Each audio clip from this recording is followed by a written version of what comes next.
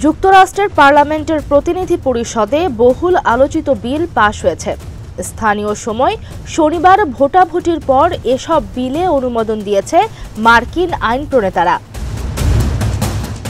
মূলত রিপাবলিকান কট্টরপন্থীদের তিক্ত আপত্তির মধ্যেই বিস্তৃত দ্বিদলীয় সমর্থনে এই বিল পাশ হয়।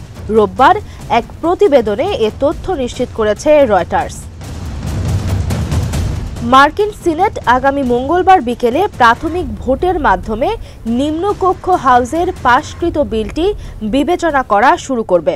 পরের সপ্তাহে বিলটি সিনেটে চূড়ান্ত অনুমোদন পেতে পারে, আর এরপরই প্রেসিডেন্ট বাইডেন বিল সই করবেন।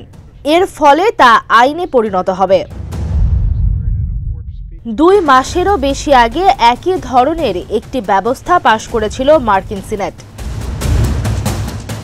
এরপর থেকে ডেমোক্রেটিক প্রেসিডেন্ট জো বাইডেন থেকে শুরু করে শীর্ষ সিনেট রিপাবলিকান মিচ ম্যাককনেল পর্যন্ত মার্কিন নেতারা রিপাবলিকান হাউসের স্পিকার মাইক জনসনকে সহায়তার বিষয়টি নিয়ে ভোটাভুটির আহ্বান জানিয়ে আসছিলেন।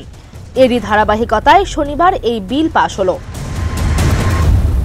ইউক্রেনের জন্য পাশ হওয়া বিলটিতে দেশটিকে $60.8 বিলিয়ন সামরিক সহায়তা দেওয়ার কথা বলা হয়েছে।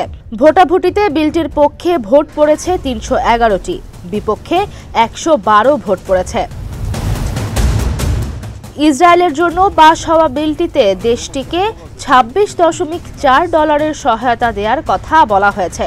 এর আওতায় ইসরায়েলকে সামরিক সহায়তা, আকাশ প্রতিরক্ষা ব্যবস্থা ঢেলে সাজানো, মানবিক কার্যক্রমে সহায়তা করবে জো বাইডেন প্রশাসন।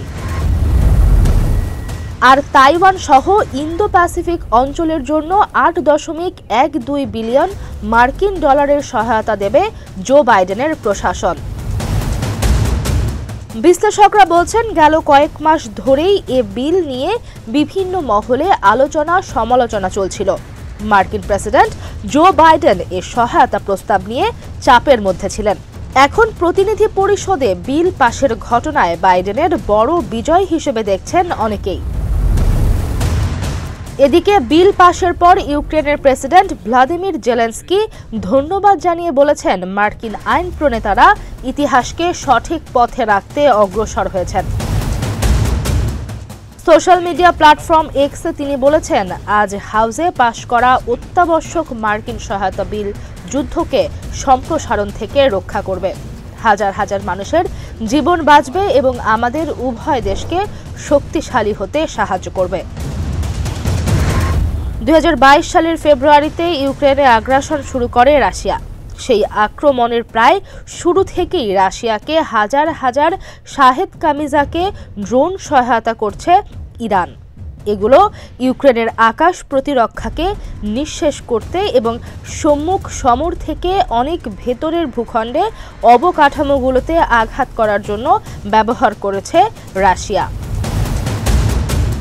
আর রাশিয়াকে রুখতে জেলেনস্কি গত কয়েক মাস ধরে ইউক্রেনের পশ্চিমা মিত্রদের, বিশেষ করে যুক্তরাষ্ট্রকে আকাশ প্রতিরক্ষা এবং অস্ত্রসহ ইউক্রেনের প্রয়োজনীয়তা অনুযায়ী অন্যান্য সরঞ্জাম সরবরাহ করার জন্য বেশ কয়েকবার আহ্বান জানান।